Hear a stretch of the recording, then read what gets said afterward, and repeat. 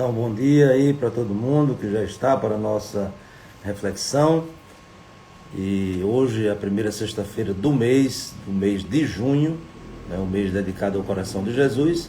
Portanto, é também para nós um momento especial, que já nos prepara para a celebração, a solenidade do coração de Jesus, que acontece neste mês. Então, nós vamos iniciar em nome do Pai, do Filho e do Espírito Santo.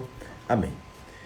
Senhor Deus, revesti-nos das virtudes do coração de vosso Filho e inflamai-nos com seu amor, para que, assemelhando-nos a Ele, possamos participar da redenção eterna. Por nosso Senhor Jesus Cristo, vosso Filho, na unidade do Espírito Santo. Amém. Então, hoje nós temos a continuação do capítulo 12 do Evangelho de São Marcos. Temos apenas 3 versículos, um pequeno texto, mas que se torna também uma espécie de porta para entrar em todo o Evangelho de São Marcos, porque levanta aqui alguns temas. Então, no capítulo 12, versículo 35 a 37. O contexto é sempre esse, que Jesus está em Jerusalém, como a gente tem lembrado, Marcos, ele coloca 2 partes bem distintas, a missão de Jesus, a vida pública de Jesus, iniciada ali na Galileia, depois do seu batismo, e a primeira parte do Evangelho. E a segunda parte do Evangelho é quando Jesus chega em Jerusalém, e em Jerusalém há esse confronto com alguns grupos, com as autoridades e assim por diante. E sempre colocavam perguntas, sempre com o intuito de colocar Jesus numa situação difícil, porque dependendo da sua resposta, então ele iria ser acusado. E hoje não é uma pergunta que fazem a Jesus, mas 2 perguntas que Jesus faz. É interessante, podemos dizer que agora há uma inversão, diante das perguntas que Jesus respondeu, agora Jesus também faz perguntas. Por isso que no versículo 35, logo no início, diz que Jesus estava no templo e ensinava. E uma das características, vamos dizer assim, didáticas de Jesus, é justamente fazer com que as pessoas reflitam, fazer com que as pessoas pensem.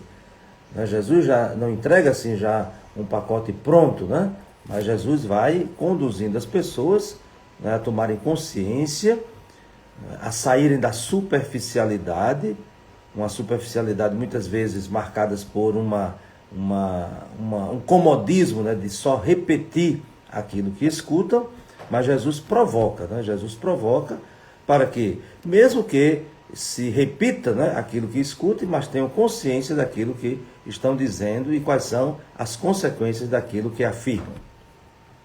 Então a primeira pergunta que Jesus faz: como é que os mestres da lei dizem que o Messias é filho de Davi?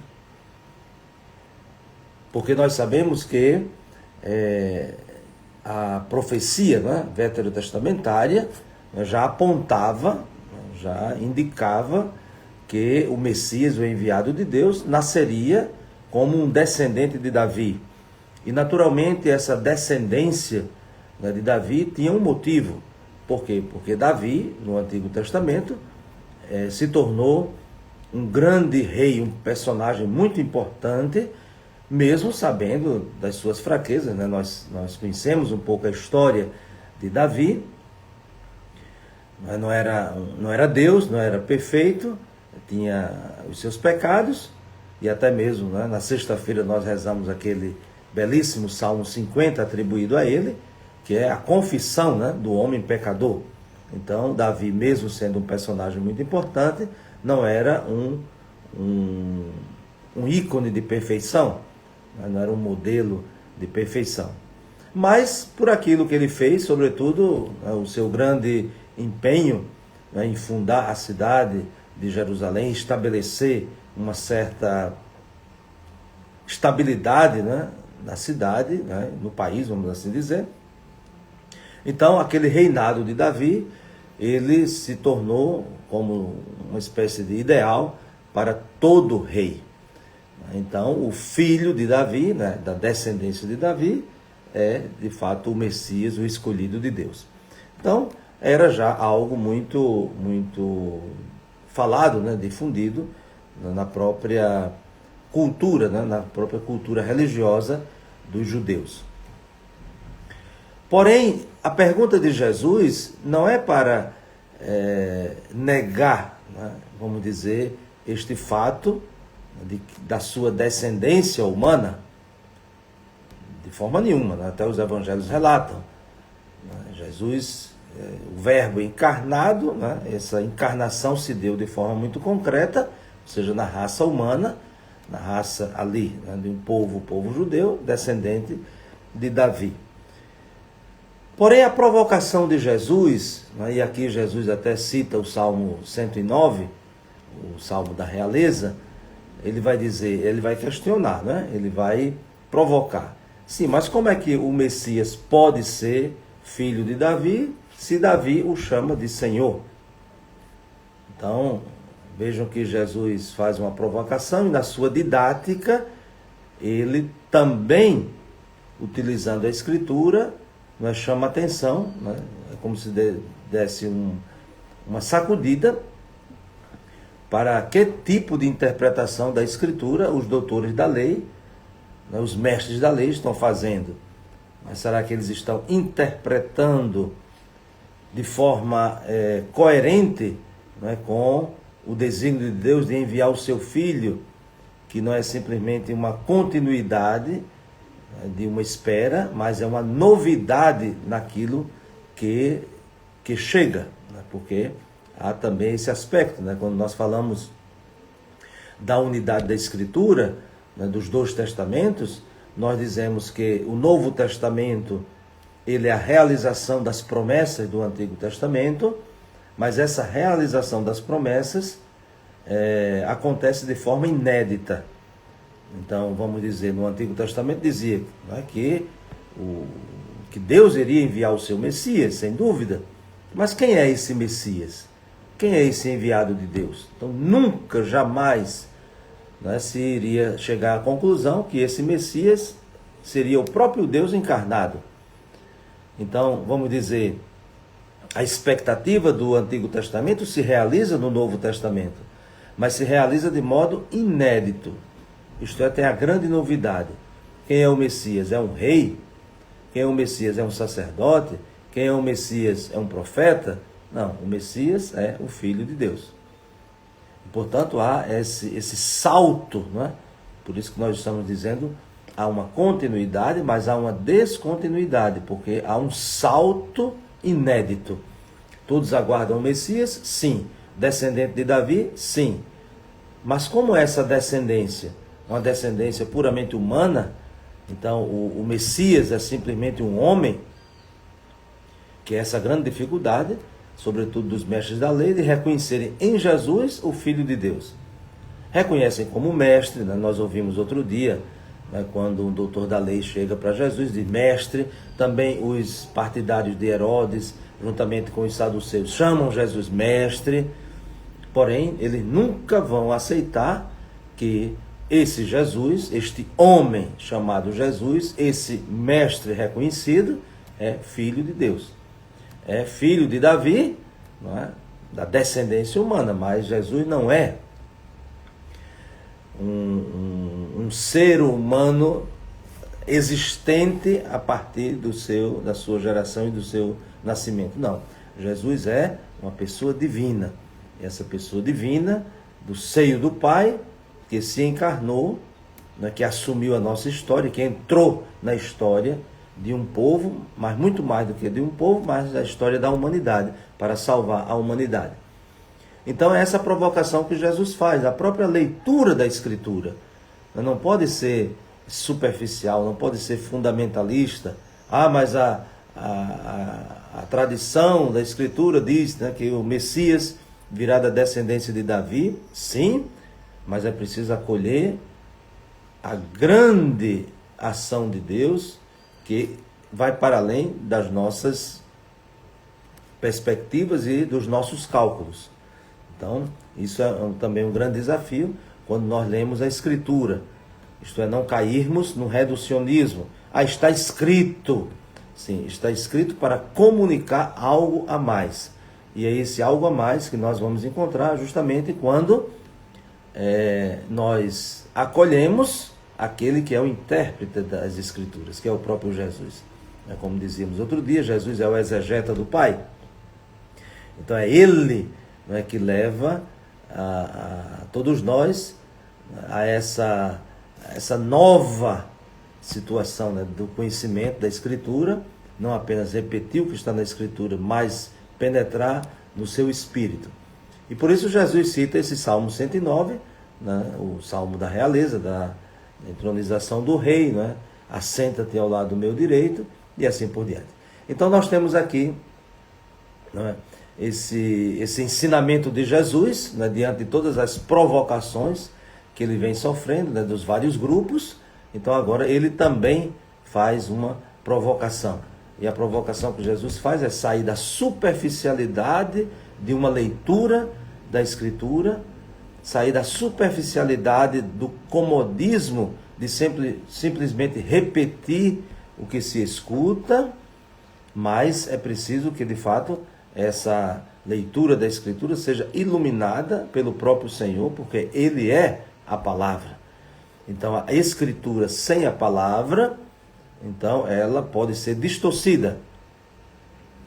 Isso também é a tarefa da igreja, é aproximar a Escritura da palavra. Talvez alguém esteja achando estranho, mas por que fala a palavra e fala a Escritura? Porque a Escritura é o registro, aquilo que conserva ao longo de uma tradição, a expressão da palavra. Então, a palavra que não é um livro, a palavra que não é um texto, a palavra é o próprio Senhor. E a palavra se fez carne e habitou entre nós. A palavra é Jesus por excelência. Então, portanto, ele também é o intérprete das Escrituras. Por isso que no último versículo diz que a multidão escutava com prazer. Então, não é um prazer simplesmente uma sensação momentânea, não, mas é uma alegria. Esse prazer aqui significa uma alegria, e nós poderíamos dizer por dois principais motivos, essa alegria das pessoas, do povo, a grande multidão que escutava Jesus com prazer. A alegria de poder compreender, porque muitas vezes até se ia para a sinagoga, escutava a repetição dos textos, mas não compreendiam. Tanto é que Jesus faz uma crítica aos doutores da lei, eles que trancaram, fecharam, não permitiram que as pessoas compreendessem a palavra de Deus quando escutavam a Escritura. Vejam, quando escutavam a Escritura, não conseguiam entender a palavra de Deus. E por isso Jesus é reconhecido, na verdade, como o mestre diferente.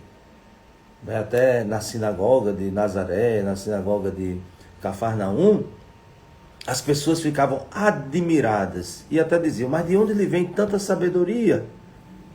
E a sabedoria era justamente abrir o acesso às Escrituras. Isto é, conseguir pelas Escrituras ouvir a palavra de Deus. Aquilo que os mestres da lei não conseguiam, porque faziam só aquilo que o próprio Jesus vai dizer e criticar, amarrar pesados fardos e colocar nos ombros dos outros.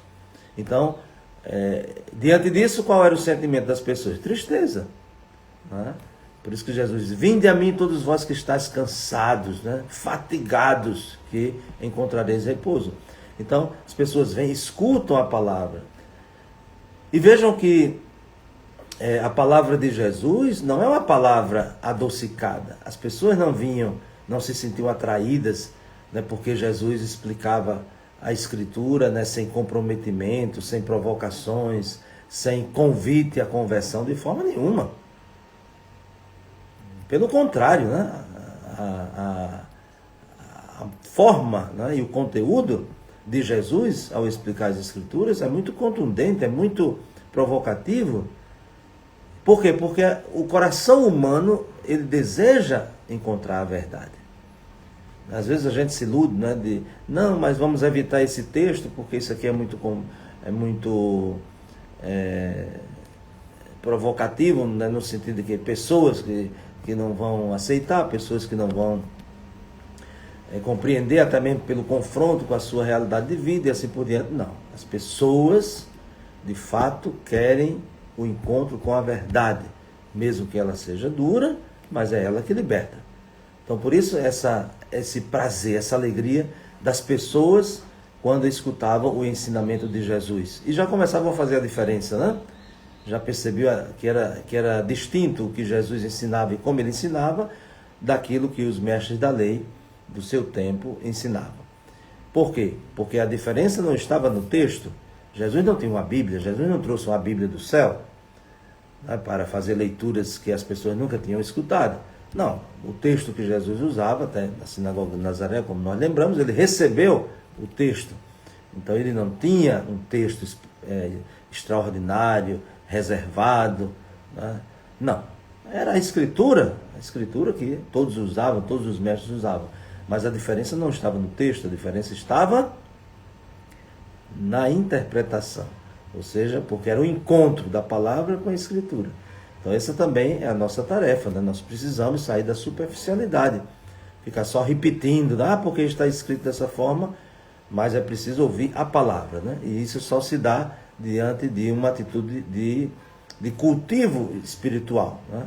É a espiritualidade da leitura da Bíblia que nos facilita ouvir a palavra. Então não basta só ser muito entendido, né? Até conhecer muitos textos bíblicos, né? Fazer citações de muitos autores e assim por diante, mas é preciso que nós façamos a experiência do encontro com a palavra. Então, desejo a todos um bom dia, que de fato tenhamos essa atitude, né, de vencer o comodismo, de simplesmente repetir o que se escuta ou o que se lê, mas de abrir o nosso coração para aí sentir também esse prazer que o povo tinha quando escutava Jesus, o grande mestre, aquele que é a palavra e, portanto, nos ajuda a compreender a Escritura. E que desça sobre vós a bênção de Deus Todo-Poderoso, Pai, Filho e Espírito Santo. Amém. Um bom dia e até amanhã, se Deus quiser.